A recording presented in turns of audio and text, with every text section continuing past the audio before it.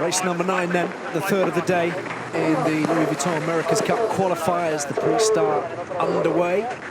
And how are the two crews looking at this stage, Kenny? This is looking very familiar. Here comes Dean Barker coming in for the hook at high speed. Sound familiar? Yeah, last time this happened, there was an ugly outcome. But this time around, the Kiwis are definitely a little more ready for it. They get up on the foil very quickly, but they are early back to the starting line right now. This is exactly where the last starting group got themselves well down in the box.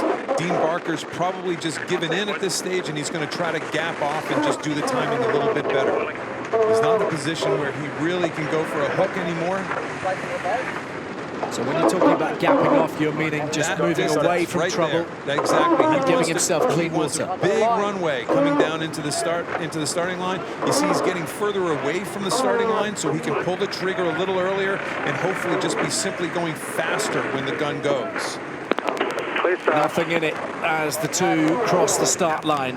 A terrific start from both crews, straight up on the foils early, and look at the initial surge of speed from the Japanese. And there you go. There's the profit.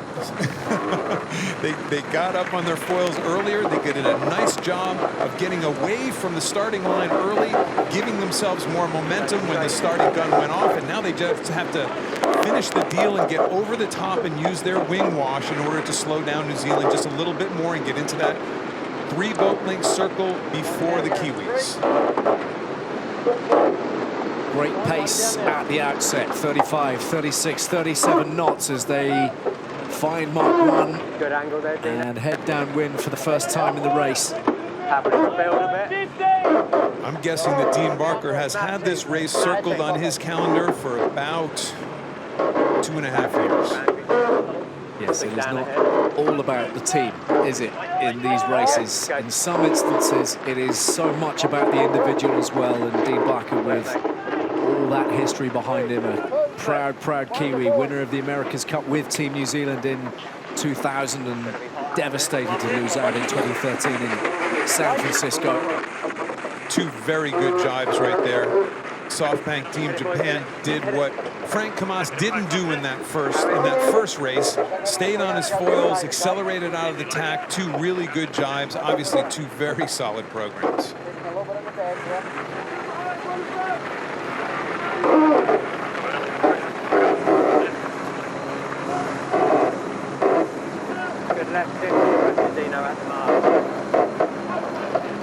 It's still going to take some getting used to for me.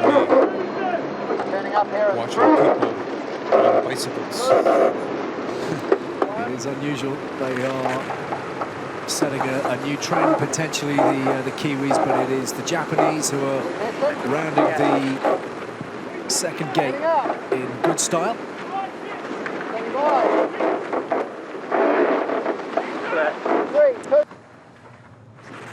The Kiwis, the Kiwis chose not to do a split at that bottom mark and chose to just kind of boat speed them and maneuver them on the race course, keep themselves in similar water. They might have thought the wind shift was going the other way. They didn't have necessarily a great tack, though. Their hull was in the water for a fairly long period of time. Yeah, the cyclors working hard. Those pedal bikes used to grind in what they believe is greater efficiency for the hydraulic systems, the energy generated. And great to see the Japanese supporters out in force as well. Of course, they had their time in the Louis Vuitton America's Cup World Series, the final event held in beautiful Fukuoka back in last November. They're going quick on Emirates Team New Zealand right now. And Joey, have you had a chance to take a look at the setups on these two boats and see if you think they have their light or breezy boards in? Yeah, Ken, I think both these guys have their high-speed boards in. So, I mean, it was pretty telling across that reach. They were both going pretty quick, but, you know, that start was a lesson in how to do it from Dean Barker. It's pretty hard to defend against that. So there's the underside of the Japanese boat, and don't let's forget, it wasn't just the British who came off with damage to their boat from that collision yesterday. The Japanese had plenty to repair as well. We understand Dean Barker's wheel got a a real pummeling. And so too the grinders, of course. Just as long as it wasn't the people. I mean, the dagger boards, as was pointed out to me earlier, the dagger boards kind of saved the boats from actually jumping on top of each other and sticking there. We're only just there, mate. Yeah, you're good, mate, you're good. Down you for line one!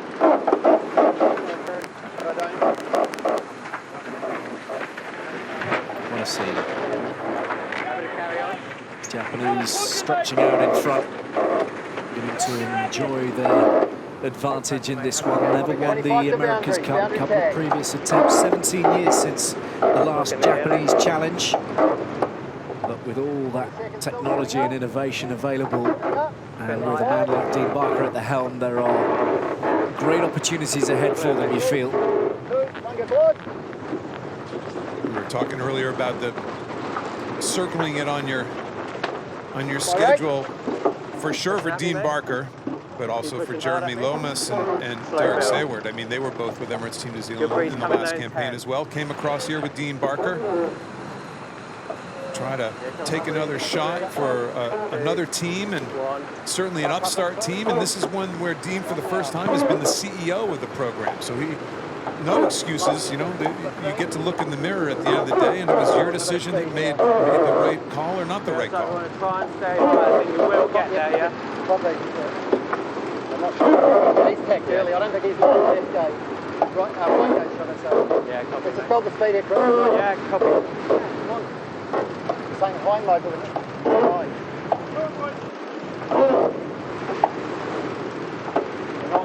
Everybody who knows him talks about the character of Dean Barker, that phlegmatic character, all that experience, and a calm man, a calm presence, calming presence, I think, for everybody on the boat. And the instructions are always clear.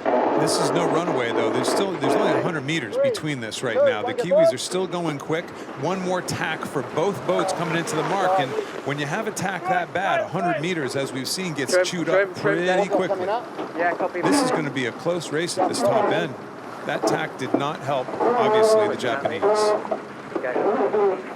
Both hulls diving deep down, and the Kiwis looking to make the most of that now as they round the third gate and head downwind again. Almost in unison. I mean, that 100 meter lead almost evaporated on that one bad tack. A lot of it, Ali, is geometry at the top of the course too. How many tacks is it going to take? Do you want to go all the way to the border, or do you want to do too early? I mean, the tacticians are really trying to find their way within the boundaries and how to utilize the boundaries and how to minimize the maneuvers. We're down to 80 meters between the two. Joey, what do you see? What do you see out there? All of a sudden, the Kiwis have come out of nowhere, and it looks like they're in more breeze on that side of the race course. Yeah, like you said, a couple of bad tacks to Team Japan, and they're all of a sudden in trouble, and the Kiwis are right on their heels, if not in front. I think the Kiwis might have found a bit of pressure out that side. If they're not in front, they'll be really close. Single digits. Yep, starboard tack boat is the Japanese right now, so they are the right-of-way boat. If the two boats do come together, you see the Kiwis heading up a little bit to go around their transom, but they are right back in the middle of the game.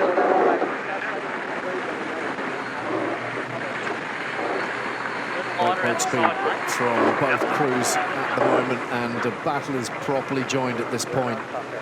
Leg 4 of 7. Plenty of time yet for this to unfold in either direction. Be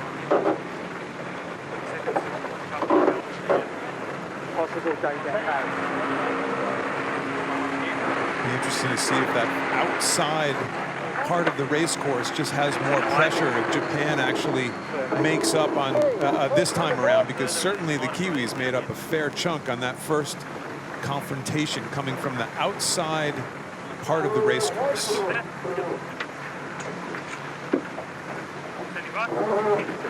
One thing we're learning, aren't we, is that here in Bermuda there is perhaps no such thing as a consistent breeze. It seems to be quite variable. You talk about it being puffy and patchy. There seem to be holes in there as the breeze comes off the the landmass. Yeah, it looks to me that the Japanese have made out on the outside part of the race course. Yeah, it's where the landmass is and where the breeze is coming from. And the breeze coming up over a big chunk of land, it just makes it unstable. The friction of the land is making it unstable. Left gate, early tack, okay? If he goes Great speed right-hand mark. from the Japanese, He who might are struggle for right-hand mark. looking in fine fettle. Eyes on him, Des. Round gate 4. Upwind for the last time in the race. Dino, setting up. Another smooth manoeuvre. As we were saying yesterday, one of the crews who have been here in Bermuda for the longest period, they settled quickly here, and they've been practicing at length in and around this area on the Great Sound. Very light overall everywhere.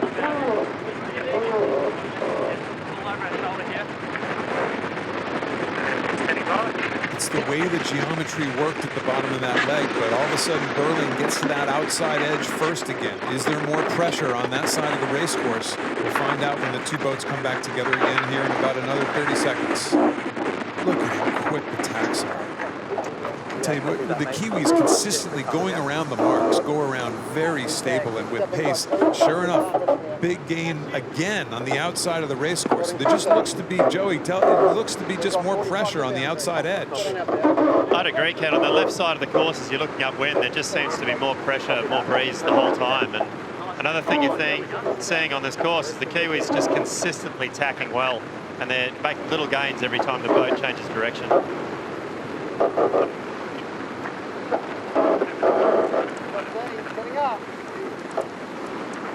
Consistently excellent manoeuvring from the Kiwis has brought them back into contention here, with Dean Barker under a little bit of pressure now.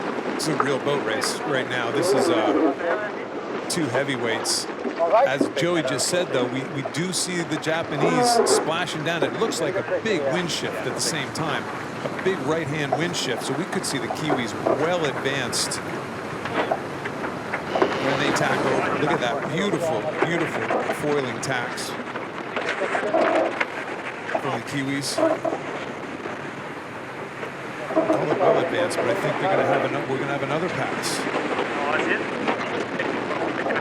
It's looking that way, with the Kiwis comfortably out in front at this point and beginning to turn the screw. Yeah, one of the first times that outside edge of the race course didn't pay off, but this is a win. This isn't pressure this time around. This is a big right-hand shift.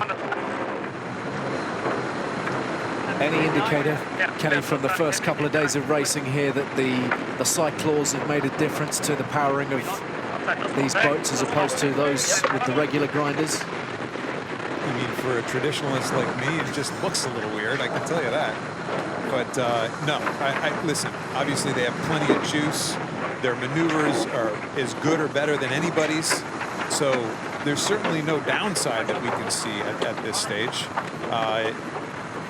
Will it build into something that becomes monumental and wins them the America's Cup? Personally, I doubt it, but it's maybe one piece to the action that gives them success. And is it me, or do they seem to be sailing just a little bit higher over the water on their foils than some of the other crews, enabling them to have just that much more margin for error on the maneuvers as they turn? You rugby guys are finally catching on to this stuff. I think they're flying a little higher, a little more nose down, and maybe even heeling to weather a little more than a lot of the other boats. Three features that we're seeing in this new America's Cup that is certainly a little different. It's a different look anyway. Is it more high risk? Well, if you fly high, you're reducing drag on the foils. But if you fly high, you're increasing the chance of side slipping, of going sideways on the foils too. So there's a fine line between right and wrong on every aspect of how you sail these boats. Look at that, something else, isn't it?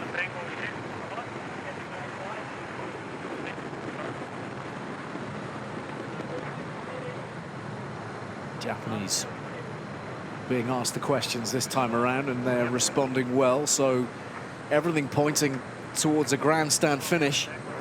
Again, we'll go back earlier in the race when the Kiwis made their pass. It was set up by a split at that bottom mark. So Just following your competitor around, obviously not very helpful so far on a day like today with regard to when you're behind.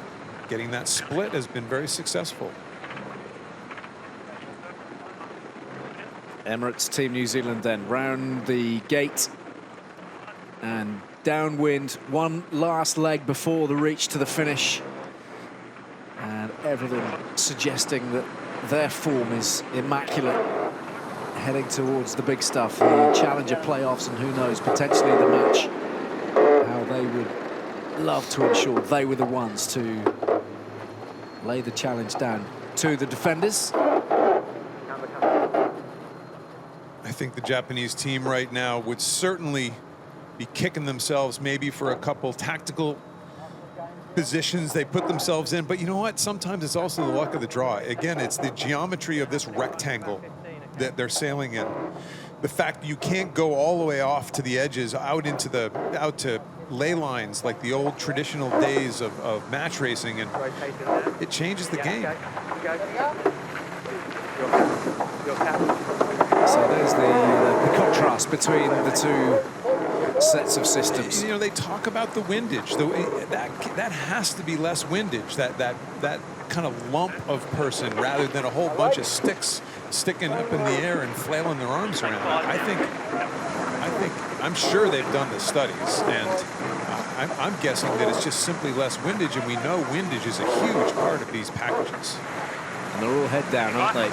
They're not allowed to look up and enjoy the view, not unless they're being called across to the other side of the platform. You certainly get to know the guy very well sitting right in front of you. You can even introduce themselves to each other in the face when they're done. Terrific Kiwi support here as well. Such a proud tradition of sailing, of course, back home in New Zealand, and Peter Burling carrying the flag here in Bermuda. Leg 6 of 7, beginning to stretch away. Again, you're in that zone, though, that kind of 100-ish meter zone where one mistake, it evaporates. So the Kiwis are in no position to certainly make a splashdown driving mistake here. Dean Barker would pounce in a heartbeat.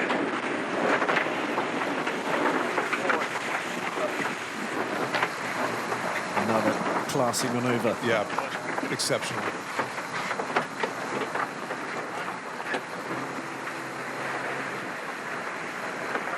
A little bit to do here for the Japanese, and time beginning to be against Dean Barker and his men. Hundreds of boats out here in the great sound, spectator boats on this beautiful Sunday afternoon, watching some pretty spectacular racing. So the final gate ahead of the finish line, it is the Kiwis who are flying, having negotiated all the obstacles and all the questions that the Japanese have thrown at them. Dean Barker will be disappointed at the outcome, but for Peter Burling, for Emirates Team New Zealand, that has been a very high quality display.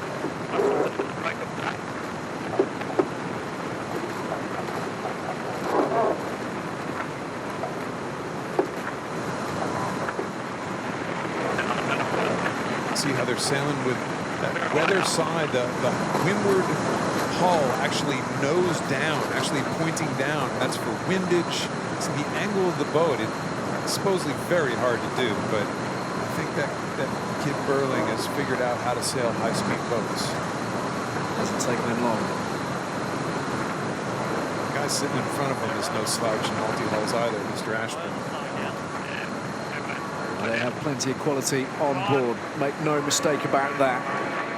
One poor tack on leg 3 really costing the Japanese. The Kiwis have pounced, and Emirates Team New Zealand cross over the finish line in front to register another victory.